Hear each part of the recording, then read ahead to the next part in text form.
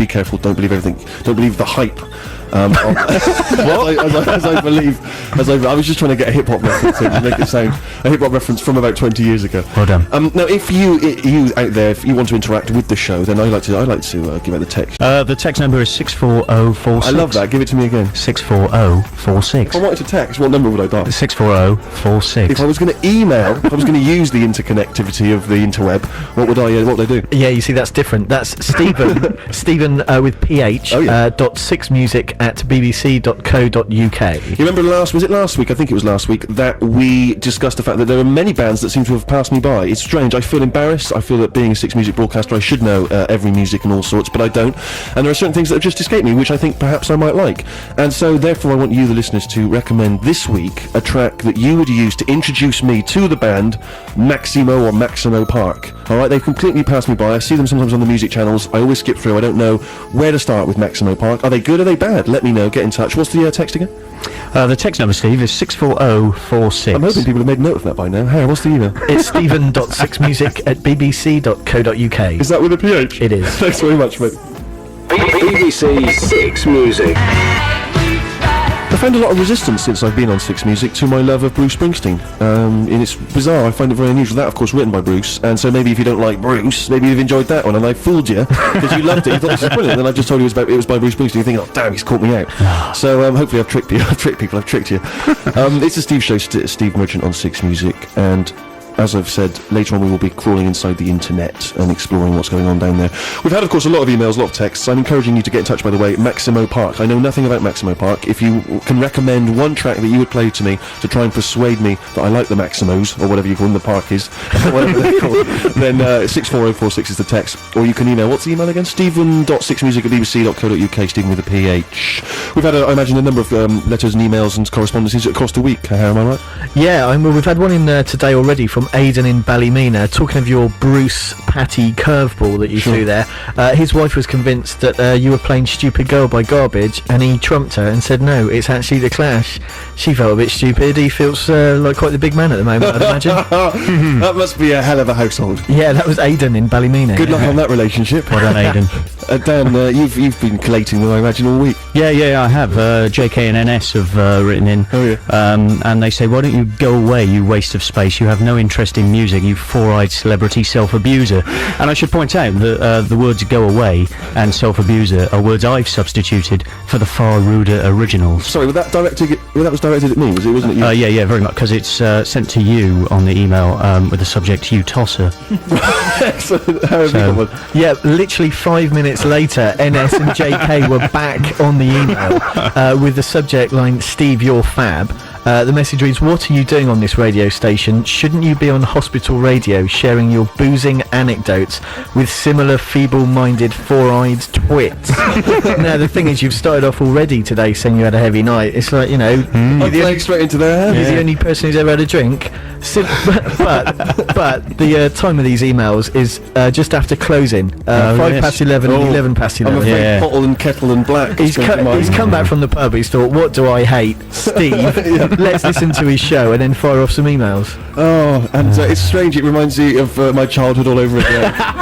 What's that? It's Dad coming in. He's been to the pub. I'm in for some. It's interesting. The four eyes is still being used because obviously it's been going on for a long time now. I noticed in the NME I was on Jude's desk and I was flicking through it and there was a picture advertising the show. It was very positive, and I was described as I think boggle-eyed funny man. I like that. I'm thinking, what, boggle-eyed? Because I remember I referred to myself as goggle-eyed, but boggle-eyed? Isn't Boggle that game with a kind of dice with letters in or something? It does kind of work, doesn't it? Doesn't it? In a strange way. But is it? I mean, because I was always hoping I'd be referred to as perhaps not boggle-eyed funny man, but maybe leggy funny man, Steve Merchant. Blonde, leggy, lovely. I'm pleased about funny man, though. I have to say that's very nice because it could have been Joker, clown, or indeed twit or self-abuser. So yes, Any other emails? It's important to respond to them, I think. It's important to respond to the big fans. Well, Michael London has been in touch, from overseas. He's from Norway, so across the Atlantic or whatever ocean that is. And he says, now you might remember this, Steve, because you present the show. I'm very curious about the Norwegian folk music you talked about last show, because he's a Norwegian, and he says he knows nothing about Norwegian folk music. Do you know what? I didn't know much about Norwegian folk music, but I have been educated, and I tell you, there's some beautiful stuff out there. Really? And you, Dan, you, Harry, and you, the listeners, plus Michael, are going to be educated later when we, as I say, explore some of the music that's available on the interweb, and Norwegian folk is very much where we're going to start. And I know that sounds alarming. You think straight away, oh, I'm not going to listen in the next half hour because I hate the Norwegians. Because what have they ever done for us? I agree, I don't know. Who's a famous Norwegian? Aha. Aha. Yeah, Morten Have you just thought of Harke, one? yeah. Come What on, a gag. That's not. Hey, talking of gags, right? I was reading the Metro giveaway newspaper earlier in the week, and there was a story in there that said, and this is true. It said IKEA have started selling a full English breakfast, right? That's 95p, I guess, when you're there shopping. And obviously, quick as a flash, I read that story. And it said IKEA started selling a full English breakfast for 95p, and I immediately thought it is only 95p, but you've got to make it yourself.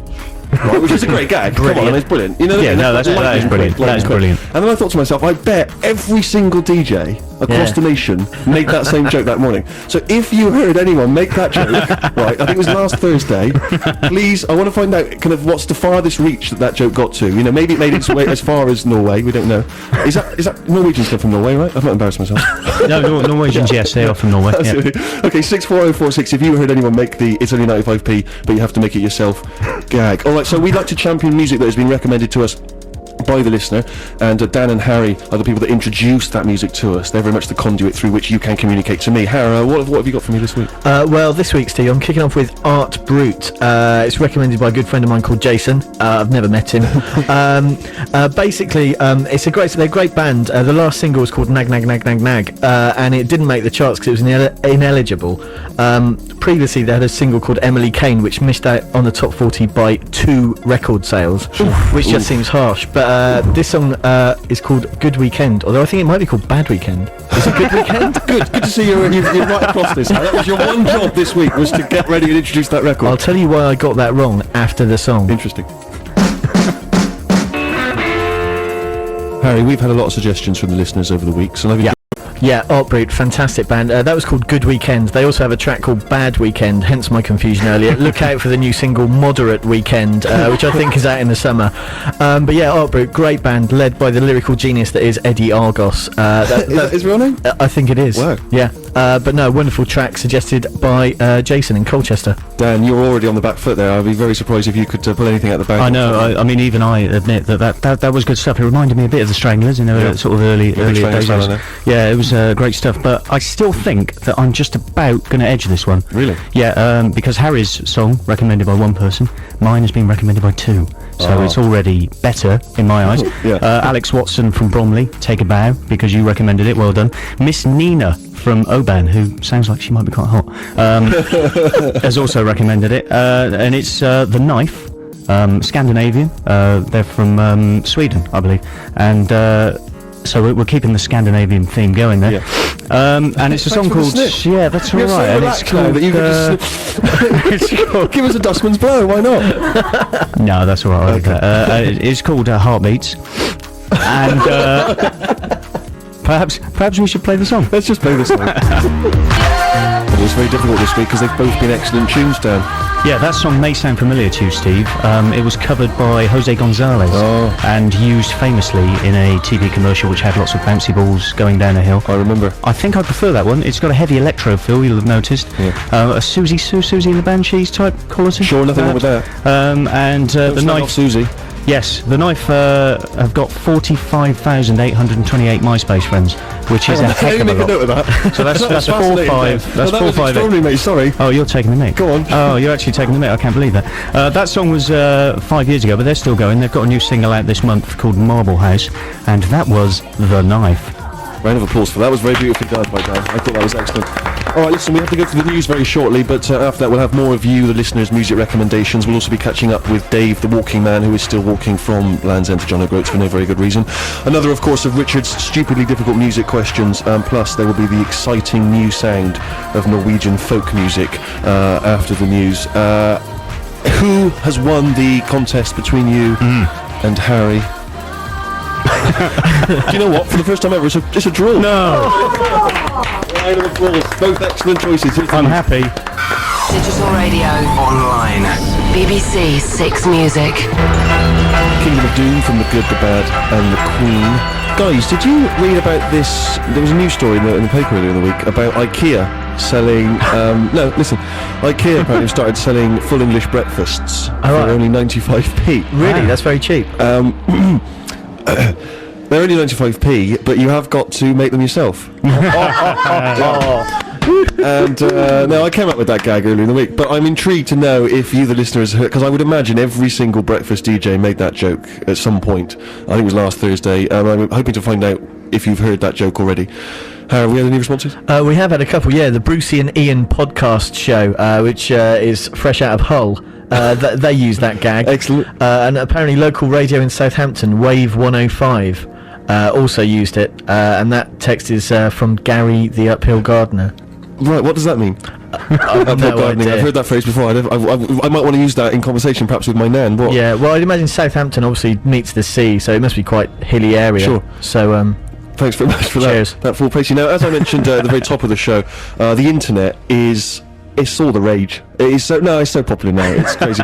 Everyone's talking about it, and obviously nowadays, if you haven't got your own homepage which features a picture of you in your kitchen with your cat, then apparently you're a loser if you haven't got one of those nowadays. The roles are reversed. I remember the days when you'd have been a nerd for something like that, but nowadays it makes you super cool, apparently. And some people are even saying that soon radio shows such as this one will be obsolete because everyone will be doing it all online. They'll all be swapping music, and it'll all be be blogs and whatever else. So obviously, in a desperate attempt to jump on that bandwagon before it's too late, I've recruited a man who knows a little bit about what's going on. I'm not going to say a lot, we don't know yet, we haven't spoken to him. Not only is he a musician, he was formerly in the band Joy, this sort of, Asian breakbeat fusionists, and he's won innumerable awards for his work in the digital, online, multimedia, internet, superhighway world. Please welcome Vic Sharma, he's here. Thank you. Thank you very much. Thank you, Vic. Now, when I look at the web and I'm exploring, trying to find music, beyond going to the sort of familiar MP3 sites, I don't know where to start. I don't know what's going on. It looks terrifying, it looks potentially illegal, and I'm easily just sidetracked by kind of humorous videos or rude videos. So where do I start? What's going on out there? Fill me in. The blogosphere is a place where people who love things have an opportunity to share what they love. Very much like this radio show is what you're saying. Absolutely. Yeah. And in particular, the blogosphere is obsessed with music, and there are loads of blogs that deal with music. I mean, I've come across places that are kind of obsessed with Swedish music, West African music. There's even a place that deals with 1970s gay disco from the New York scene, which is called Bum Rocks. Make a note of that, Harry, if you would. Make a note of that. Which is absolutely outstanding. It's called what? Bum Rocks? Bumrocks.com, yeah, and it's actually a must listen. But what the blogosphere is also about is about creating popular support for music that may not normally be heard. So basically, people post stuff that may not be mainstream, that might be something that they've dug up that's old, might be something that's brand new, and they popularize it, they talk about it. And it's not just about playing the music, it's about a particular attitude to music. It's about celebrating music and loving music in quite a passionate and inspirational way. Now, obviously, we're familiar with the Lily Allens, and all that lot. The Arctic Monkeys, people who sort of launched themselves via the MySpace webpage. Is that a little bit of kind of PR buff, or is that actually going on? Is that actually happening? Are people being found that way? I think it's a combination of the two things, really. I mean, the three tracks that I'm going to recommend to you, I think, have not reached the heights of kind of Lily Allen or the Arctic Monkeys. I think major record labels now understand the power of the internet, and they understand that both blogs and MySpace both offer an audience who are obsessed with music. Well, I've obviously been trailing Norwegian folk, and I mean, I think people are probably expecting something very specific, and obviously it's not sung in Norwegian. No. Is Norwegian a language? I'm assuming it is. Yes. It's what people in Norway speak, right? Yeah. Yeah. I'm never very sure about what's going on over there. I just assume they all speak English with an accent. That's just my assumption. So so what have you sourced? The first track that I want to play is by a band called Me and Bobby. Right. Is that you and your mate Bob? No, that's not me. It's the name of the band, Me and Bobby. Okay. Now they're a 7-piece collective of musicians. They're fronted by a Norwegian woman, splendidly named Nan. Right. Not your Nan. Not my Nan. No. Thank you.